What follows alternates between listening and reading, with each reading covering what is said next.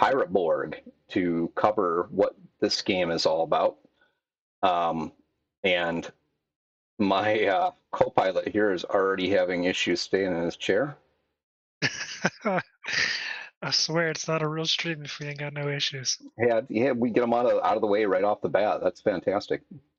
Um, so Pirate Borg, I was originally introduced to this game a little over 2 years ago, I think, and we had the opportunity, the privilege, and honor of sitting down with Luke Stratton, the creator, and being able to actually play a one shot with him and go through what the game's all about and the history of it. So if you get a chance, go back and watch those streams, and you kind of hear about Pirate Borg straight from the guy who created it. Yep. Um, so Pirate Borg is an adaptation of Morkborg. If you're not familiar with those, there's a couple of products that are kind of written off of Morkborg. Cyborg is one, Pirate Borg, and then there's another one that's either released now or is going to be released here pretty soon. Um, so the mechanics are the same. The system's very similar as far as how that all works, which we'll talk about that here after a bit when we get to that point. So what are your thoughts on this, Rob? Well, I mean, it's been a minute since we've tucked into Pirate Borg, but I mean, Luke and the one shot that we did and deep dive that we did back then kind of stuck. It definitely stuck with me. So shout out to you, Luke, with the great work that you did.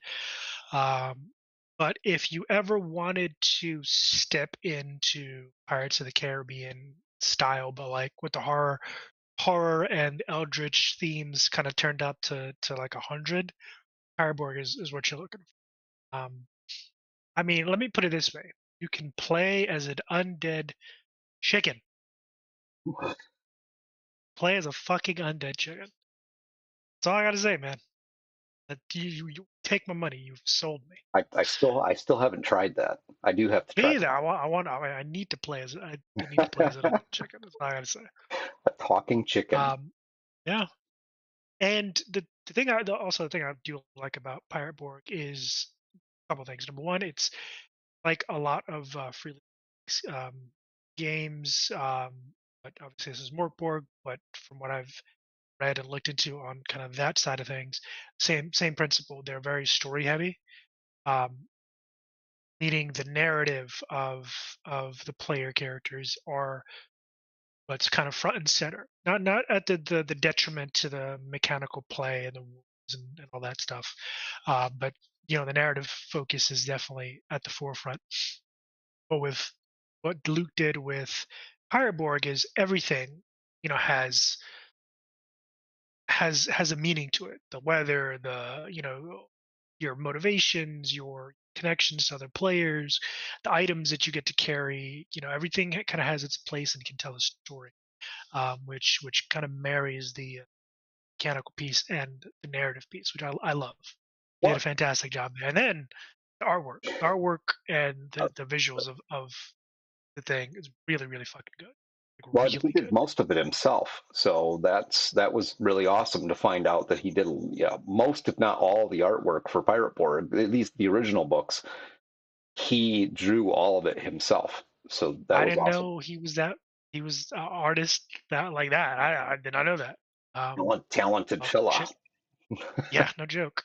Because it wasn't he at one point also like a DJ or something? He still is. He does light and sound for, and I There we I go. don't think I can tell, but it's a disturbing group. We'll put it that way. Okay, gotcha. But yeah, no, I again, it's a fantastic system. Rules light like most of coming out of like um. No. What about you, Greg? Well, Pirate Borg it's a rules light system, so it's really it's a game about rum drinking, drug swelling pirates, undead galleons, arcane treasure, mystic temples, and high sea adventure. Um, yeah, all of the really exciting things that would have come out of that era. It's all based in the dark Caribbean, um, which dark Caribbean. I mean, it was considered a paradise at first, and then the break from reality goes into Pirate Borg. Um, this game is, not just rules light, but it's really designed to just be a fun game. It's a fun role playing game. So the rules light makes the mechanics very light. There are, roll tables and things. There's actually quite a few roll tables and things like that to help you determine certain things in the game. It just makes things go a lot smoother, a lot easier as far as the gameplay goes. The rules light aspect of it also helps to keep the combat from dragging on, things like that, so you can keep things moving. So I think it's a very good blend of board game and story based RP. Mhm. And then who doesn't want to be a pirate? I mean, you know what I mean? I'm all That all about it. that I love is it. 100% true. If you ask, and again, I'm not going to say this is only for men, but I think it's a running theory that I saw somewhere that men, on the whole, are thinking about one of three things at any point in time: pirates, Rome, and I can't remember the third one. Those two for sure. It's either pirates, Rome, and there's a third thing that's typically on men's mind. And no, it's not what you guys are thinking I of. don't know. I might have to contest that, but but but when I heard that the theory, and again, I think that this was mostly in joking fashion. But when I heard the pirates in Rome, I'm like, not actually entirely incorrect. At some point in time, I am thinking of Rome. At least maybe once like a week, some you're you're pirate thought comes into you're saying Rome or rum? Rome, Rome. Okay. like the Empire of Rome. Yeah. Absolutely. Well, So I don't want to. I don't want to go that far and make it a gender specific thing because I actually know quite a few ladies that are history buffs. But I think there's a strong proclivity there for our peers, people who enjoy good story, definitely tend to also have a bit of the history buff in them as well. Um, absolutely. and you can do that with this game if you really want to, because I mean you can have it be the Spanish Inquisition, the whatever you want to make it out to be. Um, there is a whole economy built around elements of the game that are there for you. Um, the undead aspect, which is pretty cool stuff. I mean, you can play a character that is basically a vampire. I mean, I think that was what I my mean, character was, a vampire in the one shot that we did. I believe so. Yeah. I Yeah, think I can't remember what I played. you were the priest. Yeah, I was a priest. There we go. Yeah. But and that's the really cool thing um, about the Pirate Borg is it does break away from our reality, our timeline, in the sense of what happens. Basically, to give kind of a go down quick version. Essentially, the dead rise and start attacking the Caribbean in first in single numbers, but then as time goes on, droves and droves, entire towns and villages get wiped out, by the undead that have sunk to the bottom of the Caribbean, apparently. Well, Um, and yeah. then, Well, with, but with with the game being, it's also a lighthearted game. yeah, it So is very much you, so. you have that aspect, but it doesn't blend. It does not blend in some of the more abhorrent realities of our history. Things like slavery, sexual violence, genocide, stuff like that are not part of the game. Obviously, you can run your game however you want to run your game, but the game is not designed with those concepts in mind. So Yeah, I know a lot of people, they look back at the history piece to it, especially if you watch shows like Black Sails or things like that, where you see all those things that went on. Um, it's not meant to be a parallel to the reality of our history. It's meant to be a parody of. Yeah, So meant to poke fun and kind of step into the weird and horrific in a way, and have a good time. So, and again, as you said, Greg, you're the know any GM, any set of players can play the game to whatever degree but the base game, as you said, Greg, is definitely a parody, and it's definitely meant to enjoy, have some laughs, maybe some scares, and maybe drink while you're playing. Who knows? If it'll make it more fun, but only if you're of legal age. exactly, only if you're legal age. The disclaimer is Um, out there. yep. So So what? well, Go ahead. Start. I was just going to say one of the key aspects in the game. So yeah, the idea behind it is there's the parallel with history that the European travelers, not just Europeans, but the travelers all go to the Caribbean. They find this paradise, these deserted islands, beautiful treasures, all kinds of things, leaving their clouded, blight-ridden homelands behind.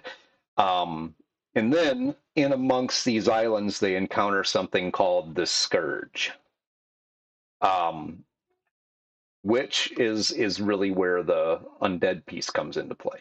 So Mhm. you want to talk about that? Go for it. Yeah, one of the things that kind of really intrigued me as I'm kind of rereading through some of this stuff is the ash. It kind of gives me a bit of spice from Dune vibes. Right? Um, but basically, I'm just going to read right here off the page for you guys. Ash is a noun, and it is the remnants of destroyed undead, first discovered in the Dark Caribbean, known to have a physiological and psychedelic effects when consumed. So that right there gets me. So you mean to tell me there are people out there in this world who are eating ashes? No, hell no, absolutely not. I don't care what powers it gives me. I'm not eating Uncle Jimmy's ashes. Not happening. But what if Uncle Jimmy's ashes give you powers? I don't care. I still have to get past the fact that I'm eating Uncle Jimmy's ashes. I don't shit. I don't care, man. There was a movie about a Civil War times. I think it was called Ravenous, where it was about cannibalism, where the cannibalism, eating other people gave you regenerative powers and stuff like that. It kind of reminded me of that because the ash it has a heat. There's all kinds of different effects from the ash. The downside is that by consuming the ash, you're basically becoming one of the undead. Doesn't come without cost, No, it which I does do not. also like. I like the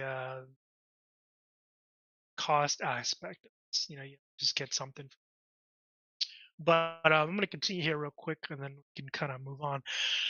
But let's see. So what It's is extremely ash? valuable, obviously. What is ash? Responsible. Ash. It basically it's the remnants of destroyed undead. That's what I said. It's you eating people Uncle or Jimmy. former people. Jimmy, you eat Uncle Jimmy. Um, but yeah, it's responsible for in this particular setting, it's going to be responsible for a number of conflicts, trade disputes, and influx into the black market. And there is an addictive personality. Addicts can be spotted by their sunken eye sockets, darkened lips, and faintly glowing bones. So, like, can you see? That's interesting. I wonder if you can see the bones through the skin. I was Like, thinking about that myself. Is how would that work? You know what I mean? Can you see somebody walking along and like their bones are glowing under their clothing, or I mean, it's a weird concept, but hmm I'm sure you okay, could play it however you want to. absolutely. And I do like that they incorporate this special piece into economics and just the effects that'll have on your characters.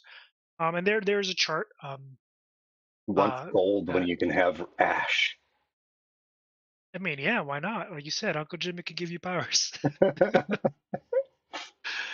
um, I could just imagine, some of the powers that be of the time period, if something like this actually happened, I could just imagine them loading, like cleaning out the cities and loading a bunch of people on a ship and sending them over there just so they could harvest the ash. Yep. I can definitely see that. Okay, cool. So that's that. Do you want to go over the different factions available? Sure. There's a very light faction system. There is a very light. Actually, there's several different factions in the game that can really add to the story, depending on what you want to do. The first one that I'd like to bring up is the Brethren of Chaos, or Brethren of the Coast. I'm sorry, I want to call them Brethren of Chaos because they look chaotic to me. Um, And these guys are all located. These guys basically their home base is NASA, which, if anybody is familiar with the actual history of it, the city of or town of NASA was the pirate kingdom, basically the pirate city. Um, and these are the pirates, like the pirates of the game. Um, Obviously, you would be playing some form of pirate, but you don't necessarily have to be a pirate. They're an outcast bunch of rebels, thieves, vagabonds, lusting for riches. So obviously, ash being so valuable is going to be one thing that they are definitely probably addicts of and out there looking for. Um, they do have some outposts throughout the region as well, but the main area is going to be NASA for these guys. Um, Mhm. the next group in there is the Republic of Pirates, which basically the same thing, only these guys are more on the human side, I guess you could say, if you wanted to put it that way. Um, they're the Blackbeards and stuff like that. That group of pirates that are the notorious ones. I would maybe a goal would be to get to be part of the Republic of Pirates. Um, Mhm. Next, you have the biggest pirates of them all, the British. Yep. Um, and that's basically the British East India Company. I mean, however you wanted to do that. Are they the good guys? Are they the bad guys? Who are they? Depends on what story you listen to, really. Um, Yep. but they are West the India Trading Company. yeah, yeah. God save the king or God save us all. Um, from the king. Then after that you have the French Indies. So it is kind of parallels with the different factions that would have been in play in reality, like the Spanish, the Dutch, the Mm. French, the English. The French Indies are what you'd expect. They're the counterpart of the French in the Dark Caribbean. Um, not all, I wouldn't say they're better or worse than the English, but those two factions definitely don't get along with each other very well. Um, After that, you Yeah. have the Spanish. So you have the viceroyalty of New Spain. Again, based in the island of Cuba, Havana being their headquarters, which parallels with the Spanish Empire of the time. Um, and yeah, Citadel, the One Inquisition, more faction. all kinds of good stuff with those guys. Yes. Yep. Then you have the Wretched. You want to tell us about the Wretched? Yeah, these are basically essentially human remain the few folks who are still kind of human, kind of. I think they've eaten too much ash.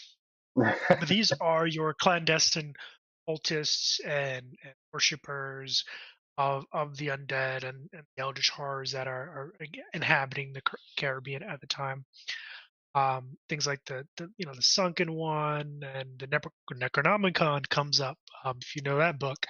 But these are essentially the human side of the undead cronies on land. Like they could Um, also be like the Cthulhu, that mhm. type as well. The Yep. warped ones by the ash and by the sea and Davy Jones. Oh, yeah. Yeah.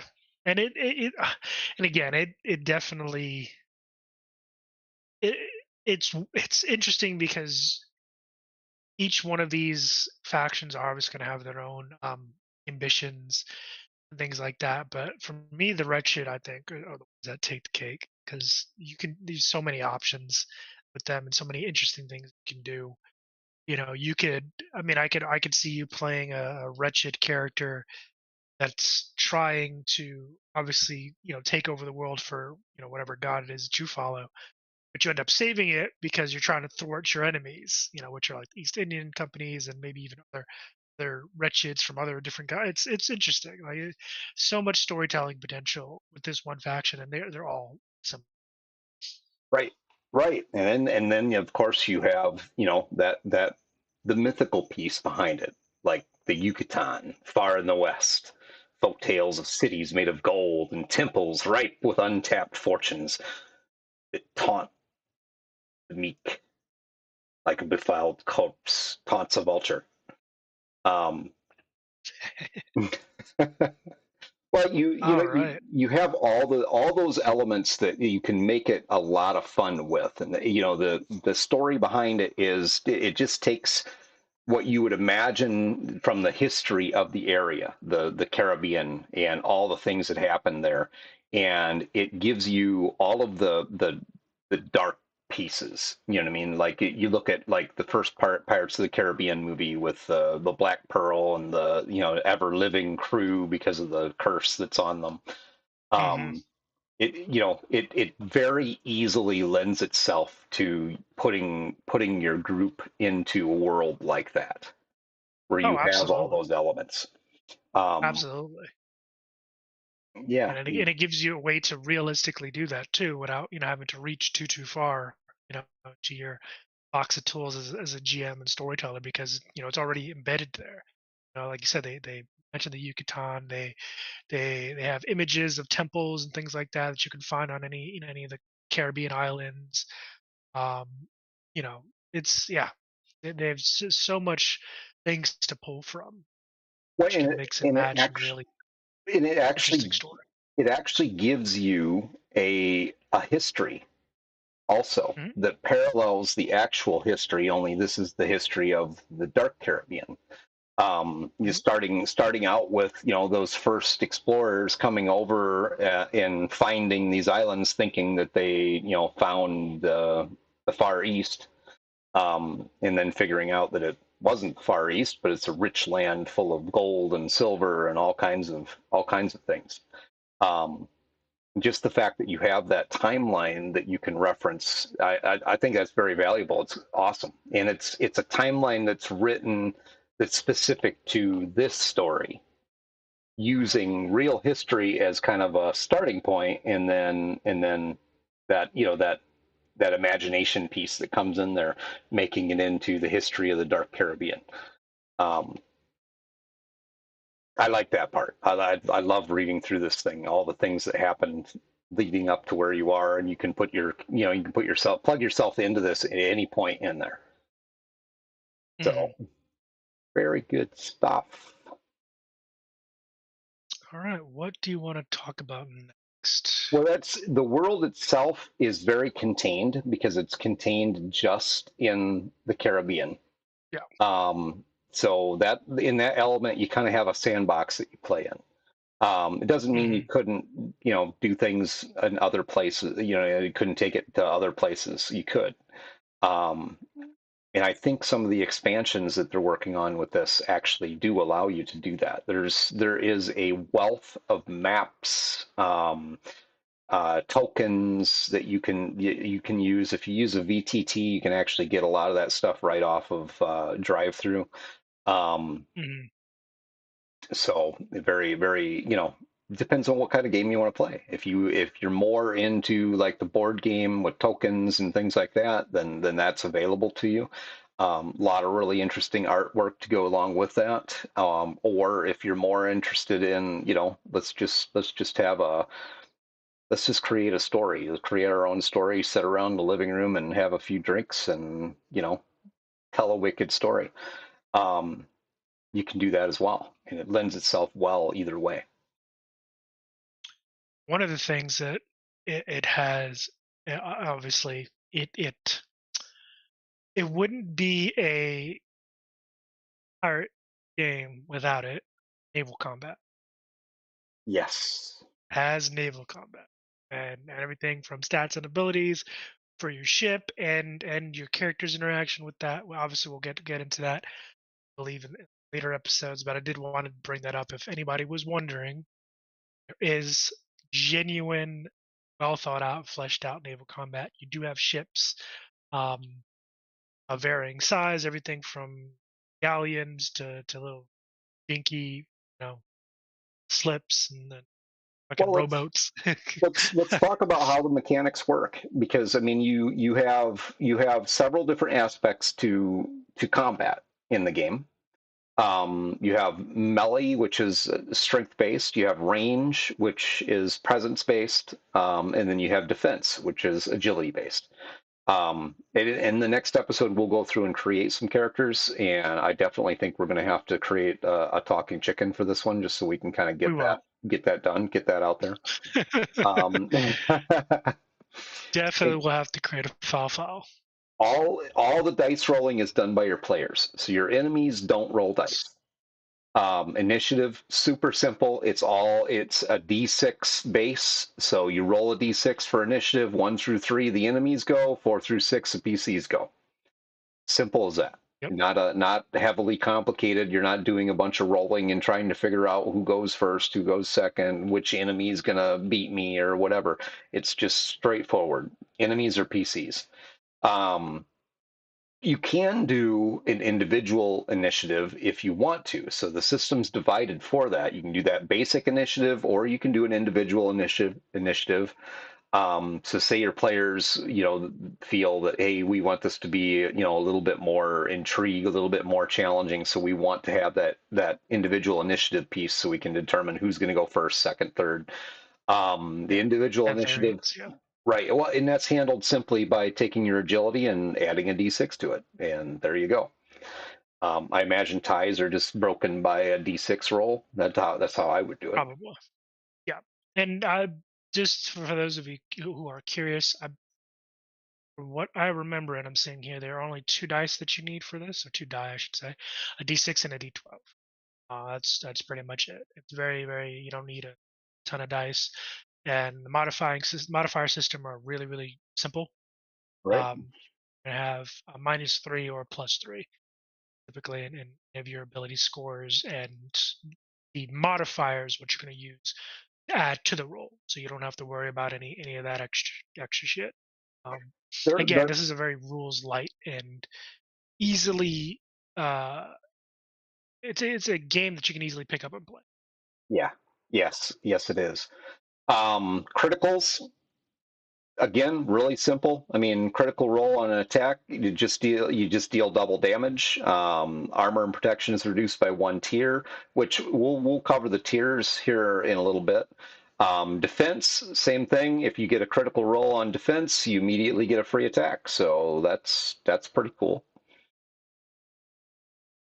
Oh man, and that's right. Yeah, you get black powder weapons, so you get flintlocks and muskets and shit like that.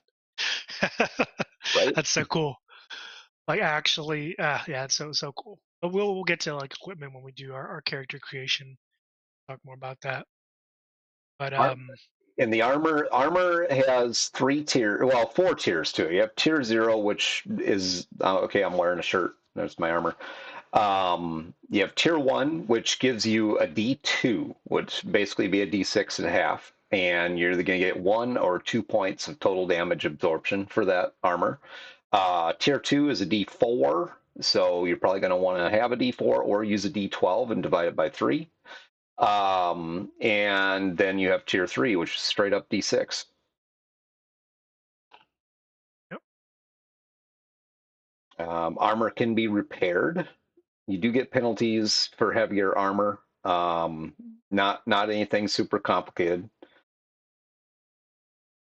So how about the actual? So that's the basic mechanics piece to it. You wanna do like rounds, movement, rest, and Yeah, reaction. See, I'll you take can care of that. go for it, man. So rounds are similar to what I think most who've ever played a TTRPG have experienced. Fireborg, combat are 6 seconds, kind of in that real time um, space. You can kind of put your headspace into it, and that's pretty much going to give you enough time to attack, um, run, use a relic, and relics we'll talk about. Those are basically your magically inclined items, or complete a ritual, which is rituals are part of magic system, and they're two different ones from what I remember in Pirate Borg, and they're tied to different classes, which we'll get. Then you have movement, and most creatures are going to be able to travel 30 feet, or 5 feet squares if you're in a grid. Um, Difficult terrain or swimming, and yes, you can swim and drown, are going to have that, so you'll be able to only 15. So rest, a short rest will classify anything 10 minutes, will recover a D4 hit points. A long rest, which is typically overnight, is going to recover D8.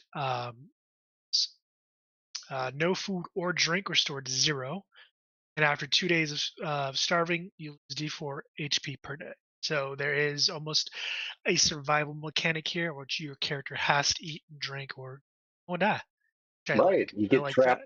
You get stranded on the desert island, and if you don't have Wilson with you, you're in trouble. No, So, you're gonna have to start, lashing a couple turtles together with the hairs on your back. so Um, they have a reaction mechanic, and they also have a morale mechanic. Um, yes. Go ahead, man. Let's see. Also, you can get sick, and things like you get infected, sick, like poison, and you'll lose HP according to that. It's typically every morning. Um, Unless you're unless instead of you're recovery. already dead. Yeah, unless you're already dead. So your reaction will be it's going to be based on a 2d6 system.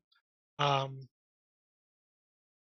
and let's see. And then there's a table. I'm not going to go through all of them. But basically, you roll 2d6, and depending on where you land in that threshold, That's you'll that's kind of a random encounter type of thing. I mean, it's yeah not like you would have to do that for every encounter. I mean, if you have a planned encounter, you don't have to worry about that. But if you do a random encounter, then yeah, you have a table here that you can roll on to see how the NPCs react. yep. And then morale, um, again another 2d6 table, and anything from your leader gets killed, half your groups gets eliminated, and you know someone gets a boo boo. Anywhere from that, and you'll fall within that category there. Hit points. Let's see. So hit points are determined by your class, which I like because it also lends itself to that class identity and storytelling with particular class. Not everyone's going to be a beefy, a beefcake where you're not going to expect a sorcerer or a priest to be hale and hearty. Quite the opposite, actually. So I like that the classes kind of tell that part of the story as well. Next thing on there would be gaining of experience. So this actually works differently than what most people, you're familiar with like D&D, you gain experience points and you advance your character that way. This system isn't necessarily built on those type of mechanics. Over time, things can get better or they can get worse for you. So the game master decides when the characters should be improved. That's first thing to it, and that can happen at any point in time. It could be like you're taking a prize in the game, raiding a port, dividing plunder, you burying treasure, whatever it happens to be. something has happened where the game master's like, okay, you can level essentially. Um, ability changes is the main thing that's going to happen to you. So, and then the HP piece. So the ability changes. This is where it very much differs. So you're going to roll a d6 against every ability. Results equal to or greater than the ability will increase the ability by 1 point. So each ability you do this for, to a maximum of plus 6. Um, Results below the ability score will decrease the ability by 1 point. So abilities from -3 to +1 are always increased by 1 unless the d6 roll is 1, in which case the ability is then reduced by 1, but never below -3. And the HP piece, so each time you do that, you increase your maximum HP by d6. So you must rest or heal to increase the current HP is one caveat that's there. So you have to have that rest period, which we discussed earlier. I mean, you can just take a short rest and get that benefit. Um, Hmm. but yeah, so your HP is going to go up, so you're going to have more resilience, but your ability scores may fluctuate as you play the game, and that really is relevant to what is going on with your character because you're not, in my mind, you're not always just going to get stronger and stronger. You may have some things No, that get weaker and some other things that get stronger, and it may fluctuate a bit here and there. absolutely. So class And then we features get, and Among the Dead. Go for it, man. it's gonna say, well, scroll back up, bro. The So, class features we can handle next week because we're going to do yeah, some character creation next week. So, but Among the dead Dead, among the dead, you find. So there is always a chance to find some loot. This wouldn't be a pirate game without some booty. You need some loot. So you can always find some. And again, it's based on a D6 roll, and it'll be a chart. Um, you know, basically you could find everything from ritual, ancient relic, some silver. Personally, I take the silver weapon, or absolutely nothing, just bones and rags. All going to be dependent upon the luck of the die. just a dead guy. Just a dead guy, huh? Just a dead guy. He didn't have nothing. He's just a dead guy. Nope, guy So, good for nothings. so rules light. There's not a lot of rules as you can see to go over. A lot of the book focuses on lore pieces and then the actual classes. Which, like I said, we'll go through the classes next week and kind of create a few characters, tell you guys all about those. And the classes actually really do go into quite a bit of depth. Um, Yes, they definitely do. And I'm looking through them now. Um, and I remember I played the Zealot. That was a fun class to play. um, so let's see. Let's go over that. so you also have Tall Tales, which are an optional class that's in there, and we've talked a little bit about that. I do want to just go over this a little bit right now, and that's because Hmm. some of this covers some of the more mystical, like merfolk, the mermaids. Yep. Um, you have aquatic mutants that you could play, like anglerfish or a crab, or you could play any of those things if you really wanted to. Play a sea Um, turtle. right, right. And Fucking then you sea have the turtle. sentient animals, and under the sentient animals is where you find the fowl, which is the Fucking talking chicken. chicken. Yeah. Everything from from the fowl to a clever monkey, a lucky parrot, crocodile. Really interesting stuff. I like that he kind of introduced the wacky and zany here. Absolutely. Let's see. Imagine So just one having of a the other party that's all animals, all talking animals. look, we have to create a pirate crew of nothing but talking chickens. Mhm. And the starting weapons. Yes. Pretty much what you'd expect of the time period, including the black powder weapons. Yep. I think from marlin spikes, belaying pins, knives, flintlock pistols, muskets, stuff like that. Um, and armor from very things from like racks to chain shirts. But again, all of that's going to be detailed in our character creation. Yeah, when One of we the actually other really really cool mechanics. What was that? go ahead, go ahead. One of the really cool mechanics is the Devil's Luck. What would be a game like this without the Devil's Luck? Obviously, he's got to have a hand in things. Um, so each class will gain a number of Devil Luck points. Oh, one of the other class features that I want to, or classes I don't want to talk about, or maybe lack thereof. Landlubbers. You could be Uncle Jimmy. Never stepped foot off a land a day in his life. Before we got eaten. Those are called landlubbers. Yeah, before he got eaten. Yep, those could be landlubbers, and we'll get more into that as character creation comes next week. But anyway, the Devil's Luck. Each class is going to get a set of luck, and these are basically things that you can use to, let's see, deal max damage with one attack. You roll any die roll, lower damage that you take. But the thing is, you have to roll for it. You're gonna roll. You're not just gonna be like, oh, I'm gonna do this. No. And you'll use your luck points at that point as well. I be eared to parrot your booty. Welcome in Infinity Core. Yeah, I didn't read anything into Welcome that.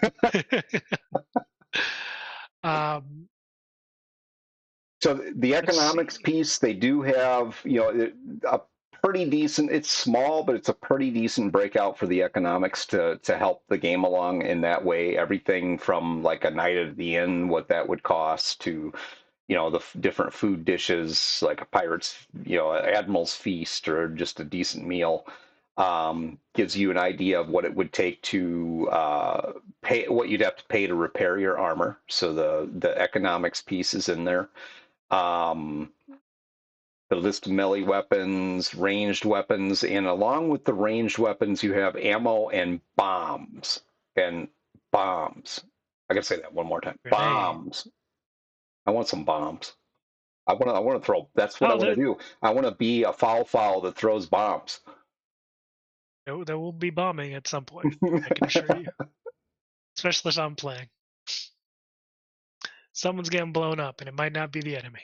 Somebody always gets blown up when you're playing. Well, just get out the way, man. It's not my fault. Not my fault you stood when I was throwing my grenade. There's an entire background system to it, so you can, to really kind of flesh out your character, who they were before they became who they are now. And there's a lot of just domestic options. I mean, it could have been somebody just coming over on a ship from the old country. It could have been a farmer or a criminal, a chef, Yep. whatever. There's all kinds of And options for that.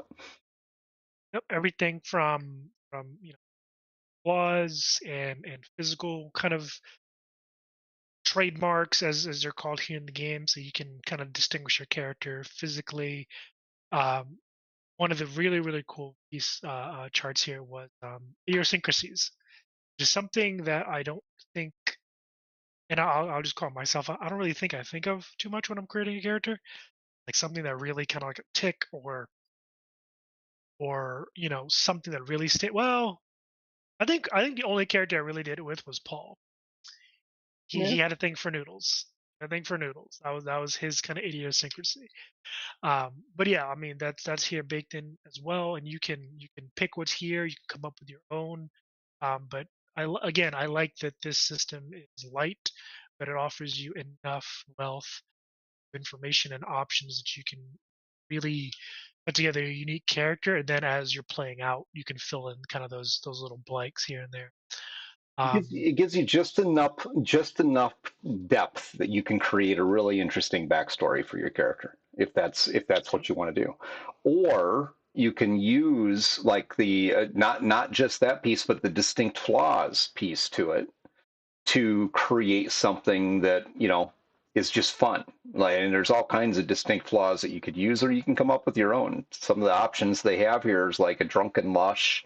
You have anxiety bad. You're a cheater, selfish, disloyal, sadistic, whatever it happens to be. Oh man. And we have what else? Get some things of importance again, stuff to add to your character's uh development there. And then relics. You want to talk about ancient relics, Greg? Touched on them a little bit earlier. Yeah, the ancient relics. So relics are exactly what you would think they are. They are basically magical items. In some cases, they can act as a focus to help you cast spells, things like that. Spells in the game are actually the rituals. They're not called spells. Some classes have some innate ability, and then they have to use rituals, or they have to use a relic. Relics are extremely rare in a game, just like magic items in like D&D or something like that, but they're usually very powerful. So you definitely want to find yourself a relic, but be careful because the relics don't always do good things for you. You can get Nope. relics that do bad things for you. Yeah, I'm looking at you, monkey's paw. Absolutely. Um, yeah, the relic system. It's a really interesting take on magic, I guess is be the easiest way to put it, because it gives you a physical thing that magical ability comes from, and it would have some property or mystic value behind it. Um, so you use your spirit to use the relic. Um, how would you explain that? You still have to roll to use a relic. So I mean, you Hmm. can you can use a relic and you can fumble, and something really bad might happen to you. Um, or if it's just a bad relic, I mean, yeah, the monkey's paw. There's a lot of options that are in here, and you can create your own as well. Like the jade dice or the undead bird. Um, the undead bird can speak with animals, dead or alive, for d6 plus your spirit rounds. Um, which could be cool. I mean, if you needed to speak with dead or something like that, maybe you killed the fowl and you wanted to find out what they were doing, so you pulled out your undead bird Pull out your or day old birds. They can speak KFC. to each other, right? I mean, Oh man. Then we've got, let's see what else we got here. Oh, you can even sing sea shanties. Jesus. well, the mystical mishaps section in here, No, which tells you, you what are some of the things that can happen that are more or less random, could be random or could not. Um, Purgatory. Welcome to Purgatory. oh yeah, no Um, joke. I mean, some of the mystical things that are listed in here they could be interesting in an RP situation, like everyone within D20 feet vomits briny water and sea urchins. Um, a wraith appears, ghost of an old captain. Um, all kinds of interesting things, and there's actually a pretty large list of the mishaps that could happen to you. Sea shanties, which are songs basically that will they give you All for me, special. grog. Right. The songs give you they have a special effect in the game if you use the sea shanties. You kind of the idea behind some of the music from the Pirates of the Caribbean. I They just I think do. of that. No, it's a very awesome system. There's also an alchemy element to it where you can make potions and poisons and all sorts of different things. I love how rum is actually an ingredient for some of your potions and poisons and things that you can make. Good stuff. Rum makes everything better. And then naval Let's combat, see. which you are so excited about. So go for it. Tell us all Yeah, about naval I mean, combat. so naval combat, you have your standard stuff. Basically, HP for represents the condition of the crew's health and morale. Hull basically is going to be your armor for your vessel. Agility, speed, and skill, respectively, are going to be your maneuverability for the vessel, the distance kind of the vessel can move each turn, and then skill is obviously going to be the crew's skill and training, kind of handle the guns and the rigging, things like that. You have broadsides and small arms, which are going to be your main and smaller, your main gun and your smaller guns, respectively. You can ram your vessel into any other vessel, which is great. So who wouldn't want to do that? And then crew, which is your minimum maximum crew that your ship can hold without penalties. So if you don't have enough crew, obviously you're going to get penalties. And then cargo. So you can ship stuff. You can ship. We would start shipping ash. Start selling ash on the black market. Um, so basically, let's see, we have arcs of fire. Obviously, you have your port, your starboard, your aft, and your fore. Left, right, rear, and front, respectively. Let's see. Ships in this initiatives work basically the same as individual combat. And the critical structure is also pretty much the same as far as if you roll a crit or a fumble. Obviously, different things are going to happen if you roll a fumble on a ship, but Yes. Good. The cool thing about it is that there is, well, effectively, you might have to select a captain or have an NPC play captain. But assuming you have a PC as a captain, basically you're going to take, a couple turns. Basically, your non-captain PCs take one crew action each. Um, you can take up to a maximum, I believe, ship that in at least two crew actions can take up to two crew actions total. Yeah, I believe only two crew actions are going to be you can take each turn. Um, you can switch to close combat when appropriate, but your ship will be you're the considered board here. anchored. Yeah, we're going to board your ship, take all your shit. And your Let's see ship what can else sink we too. have. Yeah, it can become derelict. And yes, say, oh Jesus, don't sink my ship, please. Yeah, that's the thing. I haven't checked, but I'm pretty sure ships are not cheap unless you steal it, in which case it's free. Well, and once it's at 0 or less hit points, if you continue to fire upon the ship, every time you hit it, you roll on a chart. That's a D8 that you use, and if you roll an 8, the magazine explodes and everyone on the ship is instantly dead. I am. Sounds like fun. Sounds no, actually. Let's see what a lot of stuff we can. So what can your crew do? What are your crew actions? Let's see. So your crew actions are fire broadsides. Broadsides again are going to be main guns. These are going to the cannons on the port and starboard side, left and right, respectively. Small arms are going to be on your fore and aft, I believe, if I'm remembering properly.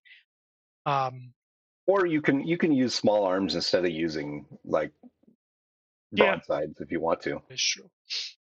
If you want to take the Full ship sail, so intact. that true. Full sail will allow you to move an extra hex or an extra box. From about, you'll be able to rotate. Obviously, drop anchor um, does exactly what you think it does. Weigh anchor, again, same thing. It allow you to no longer be stuck where you're at, you can actually also repair your ship in the middle of combat, and it'll help recover some speed to your ship. You can develop a boarding party if you're, but obviously you have to be within distance of another ship to have that happen. Have a You can boarding party ram. of one. I'm going to go over there and Yeah. take that ship. Uh, you know what? Captain Jack Sparrow did it. So could you. You could ram another ship, and there is an option for something else. So things like using a relic or ritual, inspire the crew, yeah, a yellow-bellied coward and hide, stuff like that. It's really dealer's choice. Uh, got they got some charts for things like maritime travel.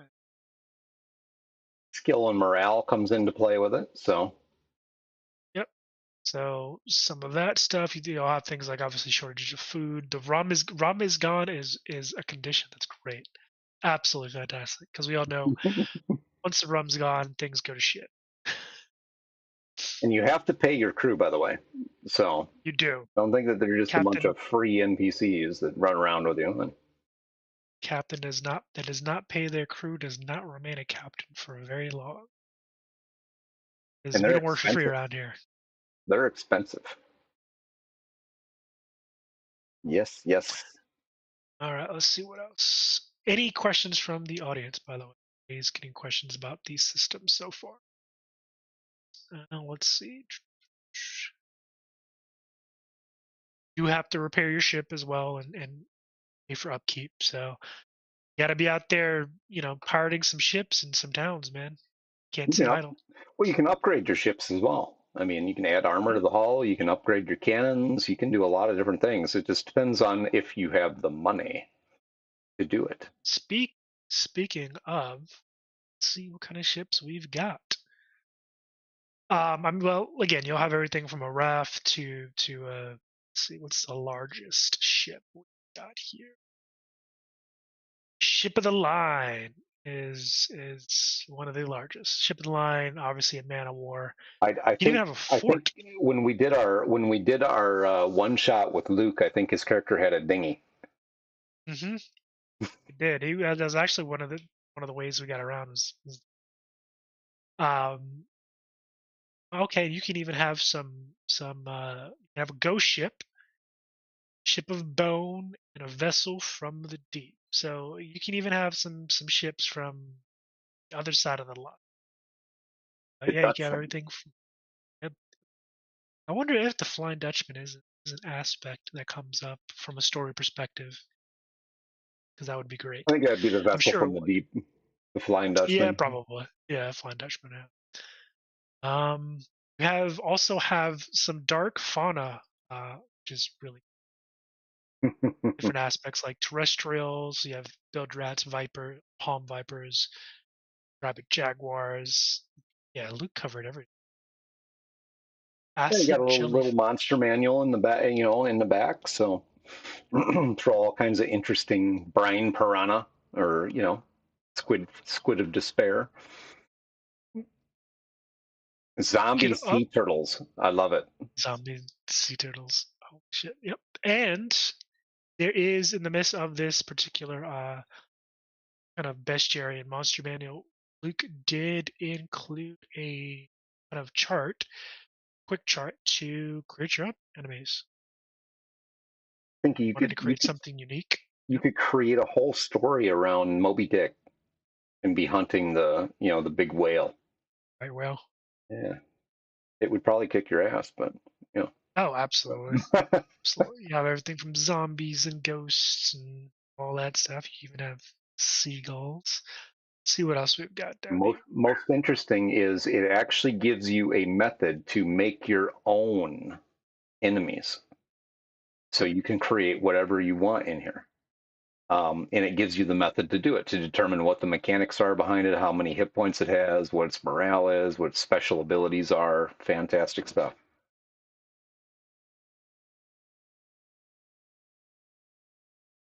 So Davy Jones exists. Not going to spoil it, but yes, Davy Jones exists. Interesting. Huh. Yeah, there's all kinds of interesting stuff in this. So you're, in the world of the Dark Caribbean, you have every aspect of the mystical pieces that are out there that you can throw at people, or you can just do, it really is up to you. You can have a group of landlubbers. You can have the pirates go on land and pillage and plunder. Um, However you want to do it. Nope, What it is the allows you. story? Yep. Also, let's see. He actually also included things like treasure maps and how to create them. Hmm. Who do voodoo you do? Pretty much. There are elements of that too. There's treasure maps and how to create them, riddles, uncharted islands, and charts to kind of put something together if you want to add that um to your campaign as well. Let's see what else we've got. You can even got jobs and quests and hooks for that. Rumors. Okay. Stats for the Inquisition and naval masterminds, all kinds of good stuff. Necromancers, Oh man. sunken one. Let's see. Let's see. Let's see. So Random, I. random. It has a random encounters chart for rolling up enemy ships to make that easy. Mhm. So I got a question for you, Infinity Core. What kind of character would you be if you've been listening long enough? What would you be? Well, we didn't really go through characters, so True, but true, true. But if you have an idea, Infinity, let's see what else. What else we've got? Havoc RPG. Hey, buddy, welcome in, yeah, man. Welcome in. So to give you an idea, there are options. I'm just gonna give you a quick idea. Oh, you've got everything from sorcerers to zealots to a fowl, which is a sentient chicken, sentient animals, merfolk, things like that. Could be I mean, true. I think whatever you pick as your class, you're probably gonna get into piracy at some point. who would not want to be a pirate? And honestly, I I have mean, to go look, back to that. what if I just want to be a landlubber who opens a small bar in the beach? That What's that what's would so be bad that about would be that? great because then me as a pirate has someone I can pillage. That's fantastic. But instead of pillaging, why don't you just come and have a drink? Yeah, that would be one thing I could do. Have a drink on the house, bring your friends, bring some stories, And then up, pillage after I finish my drink. pillage other people, don't pillage me. No, it is a great game. The we're going to do a one shot in 2 weeks. Looking at how we're going to put that together.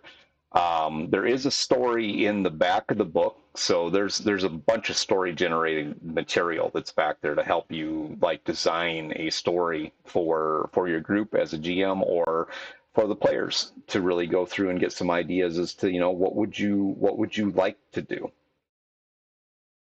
Have returned. You have And Infinity Core said they would be a voodoo user. a Uh, voodoo user. you could flavor a sorcerer to do that. Yeah, I could see that.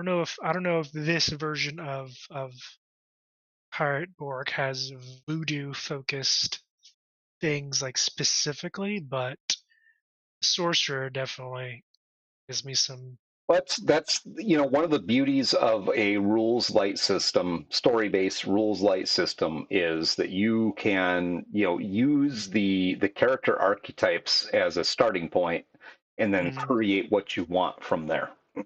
Yeah, And you can definitely flavor it how you want. Though I do know Luke has Toss has well not Toss Todd has successfully kickstarted an expansion piece to this. Hmm. Uh, Now I'm curious. I think it's called like Dark Waters or something. Yeah, yeah, I think you're right. Little darker going into that, but Yes. Down Among the Dead. That's what it's called. there you go. Down Among the Dead. Yeah. But yeah, Luke has continuously created content for this game. I didn't know I'm still having trouble like realizing that he's the one who put together the art for this.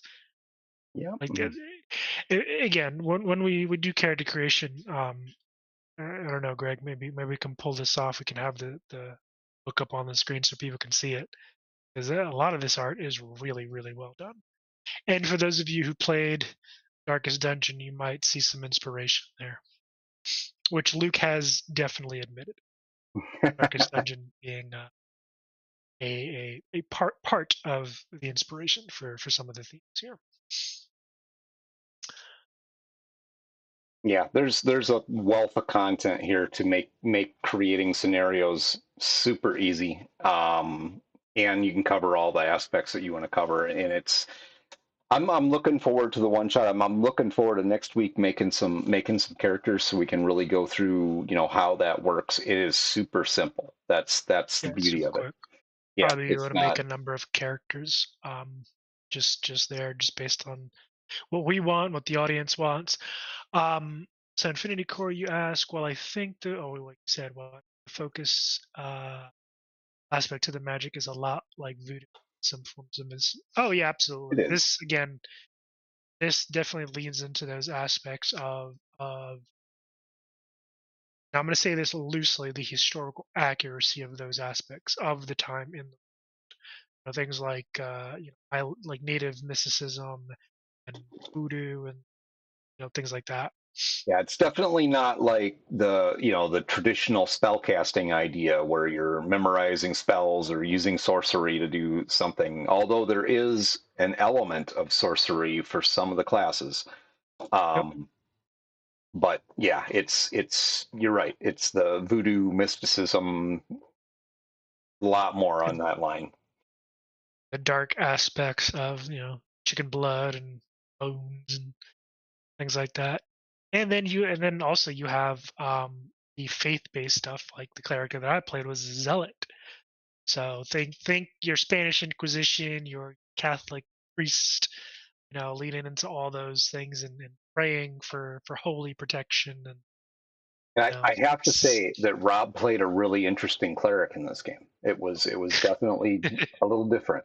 So. yeah, I'm gonna have to I'm gonna have to dredge him up from the bottom of the Caribbean. I'm gonna have to remember where we put that game because I'm gonna have to look back on that character. It was an interesting character. Um,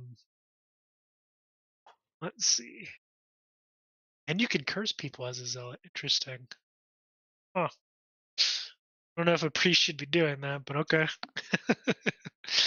Going out there and cursing folks. Um, they're not priests like you would expect them to be. no, that is definitely I don't know. It's definitely not a man in cloth that I expected. Um, oh shit, that's right. You can be a ghost. It can be. Last ghost. I was a vampire. Yeah, that's right. Your character was it. That was it. Yep. Yep. I was a vampire, and I had conquistador armor as a vampire. Nobody, nobody suspects the Spanish Real Inquisition. You're conquistador damn armor. right. I took it off a conquistador. You're exactly right, Infinity Core. No one ever expects the Spanish Inquisition. Because why would you? They're just a bunch of guys doing the Lord's work. Right, right. Doing the Lord's work. Uh, That's what they tell you anyway. yeah, doing the Lord's work. What's there to be afraid of? All right, what else? I think. I think that's about it for mechanics. I Yeah, mean, yeah, I it think is really covered a very some. simple system. Just to give you an idea, the whole book is 168 pages. Yeah, and a lot of it is really just adventure ideas, lore pieces, and those structural parts and the character creation. Yep.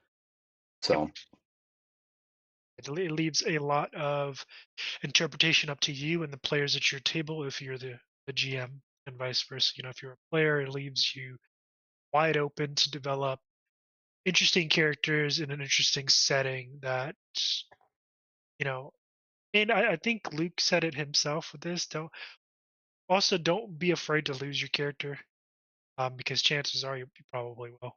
This is right. it's not necessarily a brutal system, harsh, but it's a darker themed setting. Um, so the things are out there to kill you. A lot of things are out there trying to kill you. Maybe even your own crewmates.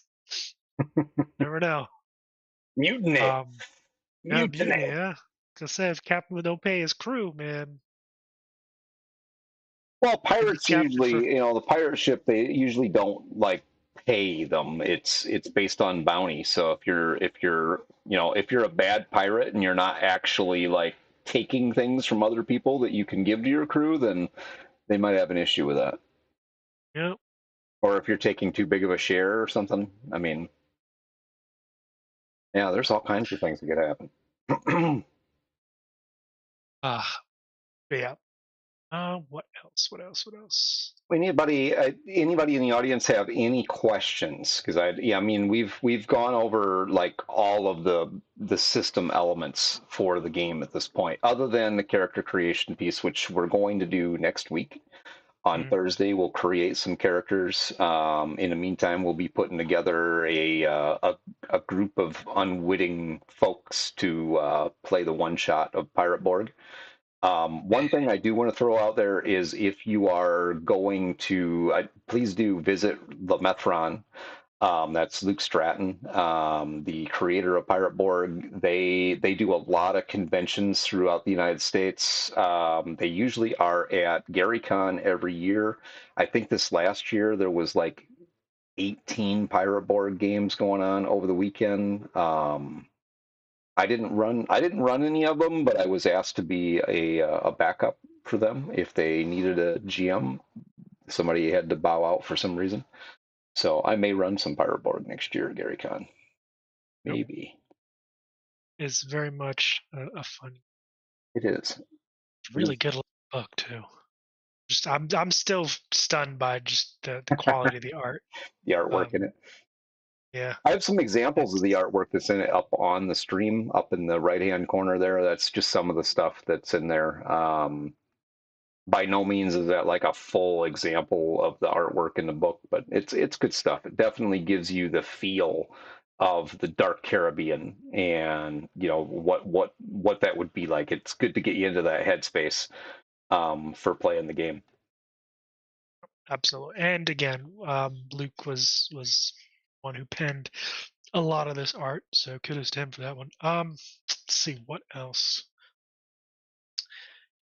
I think I think that is it. Yes, I Aside think it from is. character creation, yeah.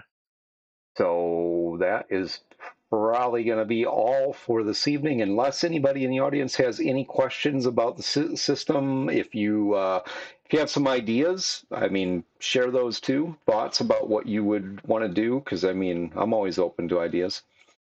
Um, if you have Let's not see. joined our Discord, do so. So you can get on the discussion, possibly even have a chance to get in and play a game with us at some point. Yep. And Be you awesome. also, if you were looking to pick up Fireboard, go ahead and go to razzmatazz.com, which is where we've set up what is it? Basically all of Free League's games now. I Yep. think we have all of them. Yep. Oh, yeah, all of Free League's games, including Pirate Borg. Um, to go and check it out, see if you want to pick it up, and check out all of Free League's other options available, things like Dragon's Bane, which they have actually started or they will be starting a new Kickstarter in June, June 2nd or June 4th. So a trailer for it. It is based off of the Dragon's Bane game from Free League Press, which is the base game. Uh, But yeah, so Free League's still pumping out fantastic stuff. Definitely Absolutely. go give them a look as well. But yeah, join our Discord. That's where you can ask us questions if you want to ask us stuff about tonight's episode, any of our previous episodes. Get to know us, get to know the folks that we, it's like Luke. It's in our Discord. Like Twain Martin, which are previous folks, special guests that we had on. I believe that's it in terms of the. All right, man. And join us this Saturday night for episode 9 of Wildfire, our Walking Dead series. Yes. The that's it's gonna be interesting because our group of unwitting survivors is really in a interesting spot right now. I'm gonna say a tight spot right now. They just don't realize it yet. So it'll be good. It'll be good. And then in 2 weeks we actually will have a guest on the Walking Dead series with us, which is an audience member. We have that option out there if you would like to buy yourself a seat on the stream. And I say buy very loosely because you're using channel points. They're free to you. All you have to do is be here and watch the stream and you can earn them. So that is an option. All right, with that, I think I'm going to raid into Lord Gisumba tonight because he is running a D&D campaign. Go check that out. Show him some love if you haven't. And thank you all for being here Yes. tonight. Well, And thank look you guys. forward to seeing more of you in the future. Have a good night.